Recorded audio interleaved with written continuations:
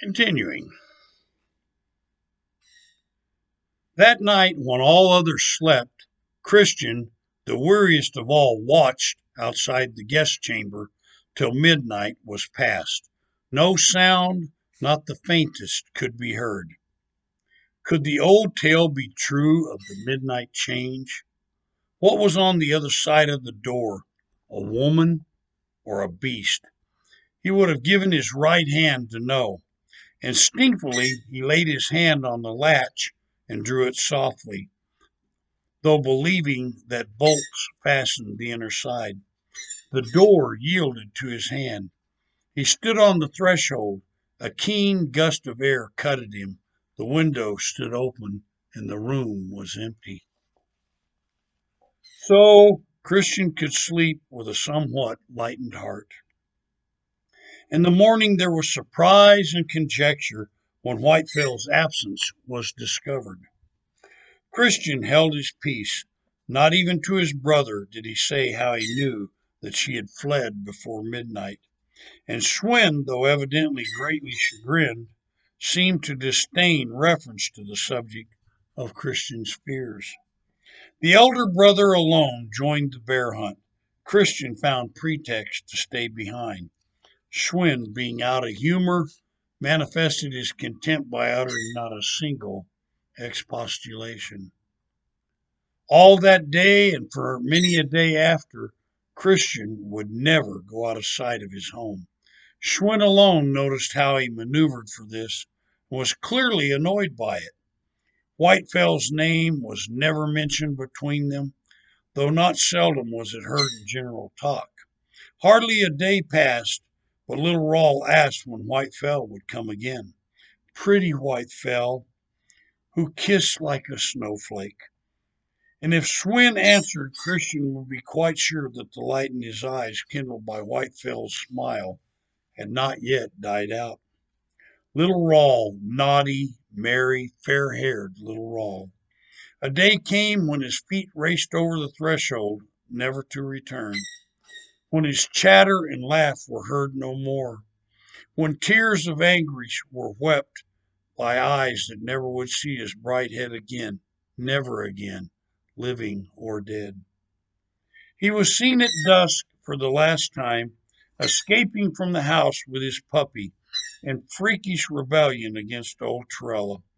Later, when his absence had begun to cause anxiety, his puppy crept back to the farm, cowed, whimpering and yelping, a pitiful dumb lump of terror, without intelligence or courage to guide the frightened search. Rawl was never found, nor any trace of him. Where he had perished was never known. How he had perished was known only by an awful guess. A wild beast must have devoured him. Christian heard the conjecture of a wolf, and a horrible certainty flashed upon him that he knew what a wolf it was. He tried to declare what he knew, but Schwinn saw him start at the words with white face and struggling lips, and guessing his purpose, pulled him back and kept him silent, hardly by his imperious grip and wrathful eyes, and one low whisper. That Christian should retain his most irrational suspicion against beautiful Whitefell was to Schwinn evidence of a weak obstinacy of mind that would but thrive upon expostulation and argument.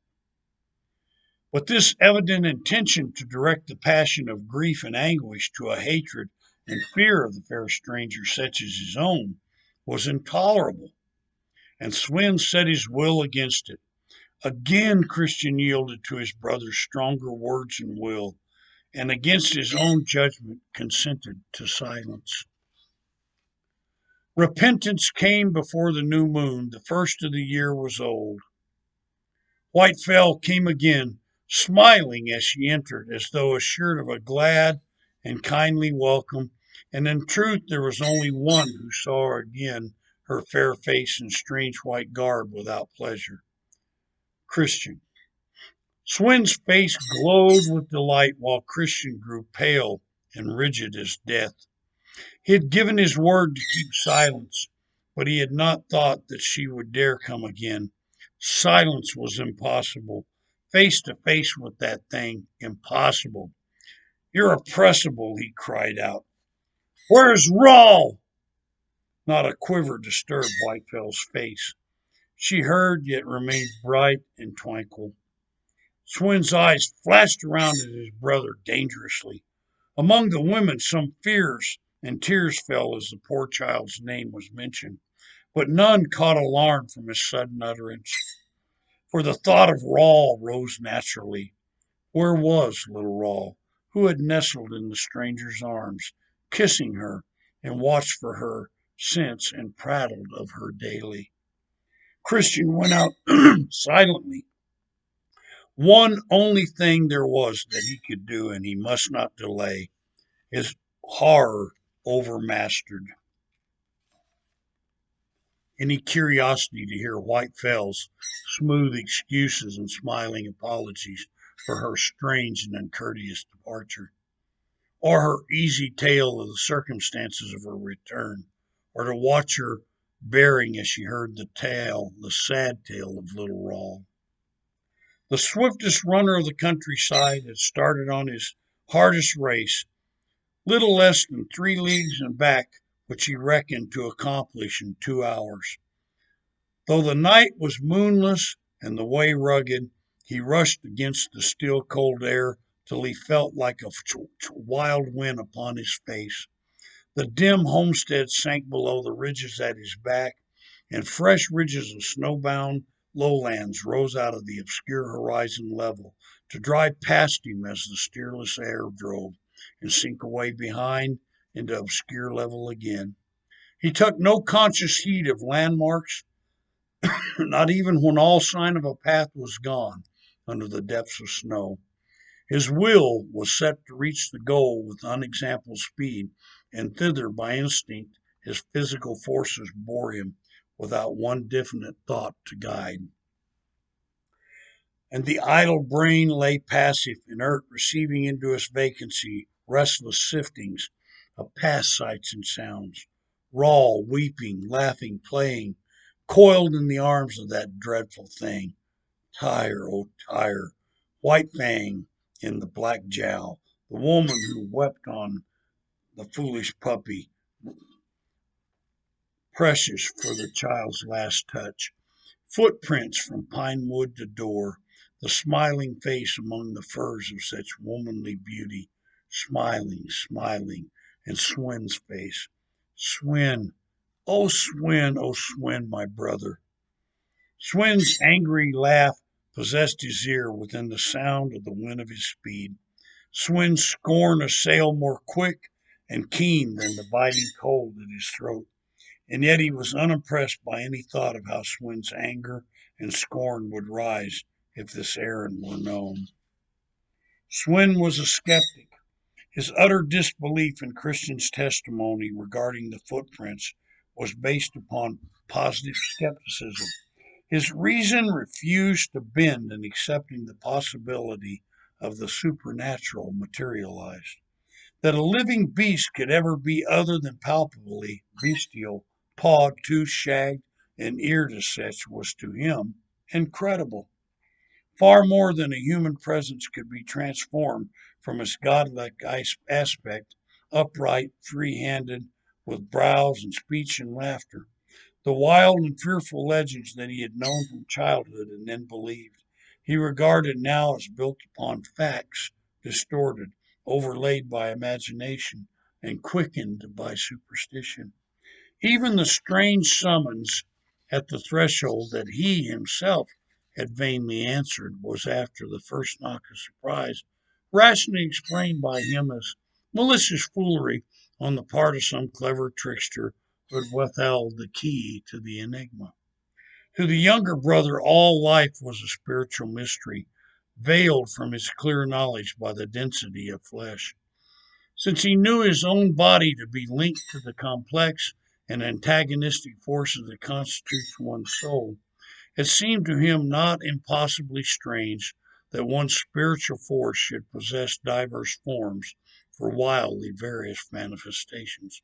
Nor to him was it great effort to believe that as pure water washes away all natural foulness, so water, holy by consecration, must needs cleanse God's world from that supernatural evil thing. Therefore, faster than ever man's foot had covered those leagues, he sped under the dark night over the waste, trackless snow ridges to the faraway church, where salvation lay in the holy water stoop at the door. His faith was as firm as any that wrought miracles in any days past, and as simple as a child's wish, and as strong as a man's will. He was hardly missed during those hours, every second of which was by him fulfilled to its utmost extent by extreme effort that sinews and nerves could attain. Within the homestead, the while, the easy moments went bright with words and looks of unwonted animation, for the kindly, hospitable instincts of the inmates were roused into cordial expression of welcome and interest by the grace and beauty of the returned stranger. But Swin was eager and earnest with more than a host's courteous wrath. The impression that her first coming had charmed him, that had lived since through memory, deepened now in her actual presence. Swin, the matchless among men, acknowledged in his fair white fell a spirit high and bold as his own, and a frame so firm and capable that only bulk was lacking for equal strength. Yet the white skin was molded most smoothly, without much muscular swelling, as made this might evident. Such love as his frank self-love could concede was called forth by his ardent admiration for this supreme stranger. More admiration than love was in his passion, and therefore he was free from a lover's hesitancy and delicate reserve and doubts. Frankly and boldly he courted her favor by looks and tones and an address that came as natural ease, needless of skill by practice. Nor was she a woman to be wooed otherwise. Tender whispers and sighs would never gain her ear, but her eyes would brighten and shine if she heard of a brave feat, and her prompt hand in sympathy fall swiftly on the axe haft and clasp it hard. That movement ever fired Swin's admiration anew. He watched for it, strove to elicit it, and glowed when it came. Wonderful and beautiful was that wrist, slender and steel strong. Also, the smooth, shapely hand that curved on the fast and firm and ready to deal instant death. Desiring to feel the presence of those hands, his bold lover schemed with palatable directness, proposing that she should hear how their hunting songs were sung, with a chorus that signaled hands to be clasped. So his splendid voice gave the verses, and as the chorus was taken up, he claimed her hands, and even though the easy grip felt as he desired, the strength that was latent, and the vigor that quickened the very fingertips as the song fired her, and her voice was carried out of her by the rhythmic swell and rang clear on the top of the closing surge. Afterwards she sang alone, for contrast or in the pride of swaying moods by her voice. She chose a mournful song that drifted along in a minor chant, as sad as a wind that dirges. Oh, let me go, around spin wreaths of snow, the dark earth sleeps below. Far up the plain moans on a voice of pain, where shall my babe be lain? In my white breast lay the sweet life to rest, lay where it can lie best. Hush, hush, it cries, lay the sweet life to rest, lay where it can lie best. Hush, hush, it cries, dense night is on the skies, 2 stars are in thine eyes. Come, baby, away, but lie thou till the dawn be gray, who must be dead by day. This canst not last, but ere that sickening blast, our sorrow shall be past. The king shall be low bending at thy knee, worshipping life from thee. For men long sore to hope of what's before, to leave the things of yore. Mine and not thine, how deep their jewels shine. Peace laps thy head, not mine. Old Trella came tottering from her corner, shaken to additional palsy by an aroused memory. She strained her dim eyes toward the singer, and then bent her head that the one eye, yet sensible to sound, and ear might avail to every note. At the close, groping forward, she murmured with the high pitched quiver of old age. So she sang, my Thora, my last and brightest. What is she like? She whose voice is like my dead Thora's. Are her eyes blue? Blue as the sky. So were my Thora's. Is her hair fair and her plaits to the waist? Even so, answered Whitefell herself, and met the advancing high hands with her own and guided them to corroborate her words by touch. Like my dead Thor's, repeated the old woman, and then her trembling hands rested on the fur-clad shoulders, and she bent forward and kissed the smooth, fair face that Whitefell upturned, nothing loth to receive and return the caress. So Christian saw them as he entered. He stood a moment after the starless darkness and the icy night sky and the fierce silent 2 hours race. His senses reeled on sudden entrance into the warm and the light and the cheery hum of voices. A sudden, unforeseen anguish assailed him, as now first he entertained the possibility of being overmatched by her wiles and her daring, if at the approach of pure death she should start up at bay, transformed to a terrible beast, and to achieve a savage glut at the last. He looked with horror and pity on the harmless, helpless folk, so unwittingly of outrage to their comfort and security. The dreadful thing in their midst that was veiled from their knowledge by womanly beauty was a center of pleasant interest. There before him, signally impressive, was poor old Trella, weakest and feeblest of all in fond nearness. And a moment might bring about the revelation of a monstrous horror, a ghastly, deadly danger, set loose and at bay in a circle of girls and women and careless, defenseless men, so hideous and terrible a thing as might crack the brain or curdle the heart to stone. Dead. And he alone of the throng prepared. For one breathing space he faltered, no longer than that, while over him wept the agony of compunction that yet could not make him surrender his purpose. He alone, nay, but Tyre also, and he gross to the dumb, so sure of his knowledge. So timeless is thought that a few moments only lay between his lifting of the latch and the loosening of Tyre's collar, but in those 4 seconds succeeding his first glance, as lightning swift, but been with the impulse of others, their motion as quick and sure. Swin's vigilant eye had darted upon him, and instantly his every fiber was alert with hostile instinct, and half divining, half incredulous of Christian's object in stooping to Tyre, he came hastily, wary, wrathful, and resolute to oppose the malice of his wild-eyed younger brother.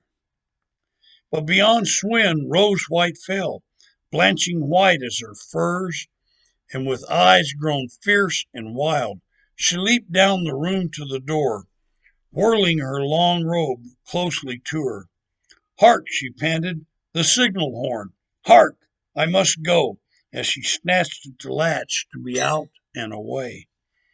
For one precious moment, Christian had hesitated on the half-loosened collar, for except the womanly form were exchanged for the bestial, Tyre's jaws would gash to rags his horror of manhood. Then he heard her voice and turned too late.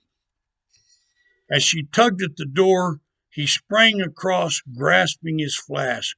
But Swin dashed between and caught him back irresistibly, so that a most frantic effort only availed to wrench one arm free. With that, on the impulse of sheer despair, he cast at her with all his force. The door swung behind her, and the flask flew into fragments against it. Then, as Swin's grasp slackened, and he met the questioning astonishment of surrounding faces with a hoarse, inarticulate cry, "God help us all," he said. "She's a werewolf!" Swin turned upon him. "Liar! Coward!" And his hands grasped his brother's throat with deadly force, as though the spoken word could be killed so. And as Christian struggled, lifted him clear off his feet and flung him crashing backwards.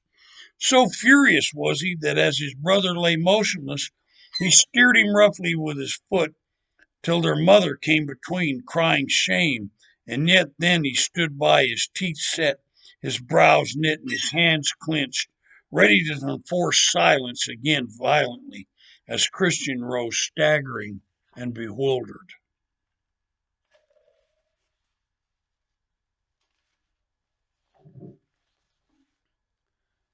But utter silence and submission were more than he expected, and turned his anger into contempt for one so easily cowed and held in subjection by mere force. "He's mad," he said, turning on his heel as he spoke, so that he lost his mother's look of pained reproach, as this sudden free utterance of what was lurking dread within her. Christian was too spent for the effort of speech. His hard-drawn breath labored in great sobs. His limbs were powerless and unsung and utter relax after hard service. Failure in his endeavor induced a stupor of misery and despair. In addition was the wretched humiliation of open violence and strife with his brother, and the distress of hearing misjudging contempt expressed without reserve. For he was aware that Swin had turned to allay the scared excitement, half by imperious mastery, half by explanation and argument, that showed painful disregard of brotherly consideration. All this unkindness of his twin he charged upon the fell thing, who had brought this their first dissension between them. And most terrible thought, interposed between them so effectually, the Swin was wilfully blind and deaf on her account, resentful of interference and arbitrarily beyond reason. Dread and perplexity unfathomable darkened upon him. Unshared, the burden was overwhelming. A foreshadowing of unspeakable calamity based upon his ghastly discovery bore down upon him, crashing out hope of power to withstand impending fate. Swin the while was observant of his brother, despite the continual check of finding, turn and glance when he would, Christian's eyes always upon him, with a strange look of helpless distress, discomposing enough to the angry aggressor like a beaten dog. He tried to himself rallying contempt to withstand compunction. Observation set him wondering on Christian's exhausted condition. The heavy, laboring breath and the slack, inert fall of the limbs told surely of unusual and prolonged exertion. And then why had close upon 2 hours' absence been followed by open hostility against White Fell? Suddenly the fragments of the flask giving a clue, he guessed all, and faced about to glare at his brother in amaze. He forgot that the motive scheme was against White Fell, demanding derision and resentment from him. That was swept out of remembrance by the astonishment and admiration for the feat of speed and endurance. In eagerness to question, he inclined to attempt a generous part and frankly offered to heal the breach. But Christian's depression and sad following gaze provoked him to self justification by recalling the offense of that outrageous offense against White fell, and the impulse passed. Then other considerations counseled silence, and afterwards a humor possessed him to wait and see how Christian would find opportunity to proclaim his performance and establish the fact, without exciting ridicule on account of the absurdity of the errand. This expectation remained unfulfilled. Christian never attempted the proud avowal that would have placed his feat on record to be told to the next generation. That night, Schwinn and his mother talked long and late together, shaping into certainty the suspicion that Christian's mind had lost its balance and discussing the evident cause. For Schwinn, declaring his own love for Whitefell, suggested that his unfortunate brother, with a like passion, and being twins and lovers as in birth, had through jealousy and despair turned from love to hate until reason failed at the strain, and a craze developed, which the malice and treachery of madness made a serious and dangerous force. So Schwinn theorized, convincing himself as he spoke, convincing afterward others who advanced doubts against Whitefell, fettering his judgments by his advocacy and by staunch defense of her hurried flight, silencing his own inner consciousness of the accountability of her actions. But a little time, and Schwinn lost his advantage in the shock of a fresh horror at the homestead. Trella was no more, and her end a mystery. The poor old woman crawled out in a bright gleam to visit a bedridden gossip living beyond the fir grove. Under the tree she was last seen, halting for her companion, sent back for a forgotten present. Quick alarm sprang, calling every man to the search. Her stick was found among the brushwood only a few paces from the path, but no track or stain, for a gusty wind was stifling the snow from the branches and hid all sign of how she came to her death. So panic stricken were the farm folk that none dared go singly on the search. Known danger could be braced, but not this stealthy death that walked by day invisibly, that cut off alike the child in his play and the aged old woman so near her quiet grave. Rawl she kissed, Trella she kissed. So rang Christian's frantic cry again and again, till Schwinn dragged him away and strove to keep him apart. Howbeit in his agony of grief and remorse he accused himself widely as answerable for the tragedy, and gave clear proof that the change of madness was well founded, if strange looks and desperate incoherent words were evidence enough. But thenceforward all Schwinn's reasoning and mastery could not uphold Whitefell above suspicion. He was not called upon to defend her from accusation when Christian had been brought to silence again, but he well knew the significance of this fact, that her name, formerly uttered freely and often, he never heard now. It was huddled away into whispers that he could not catch.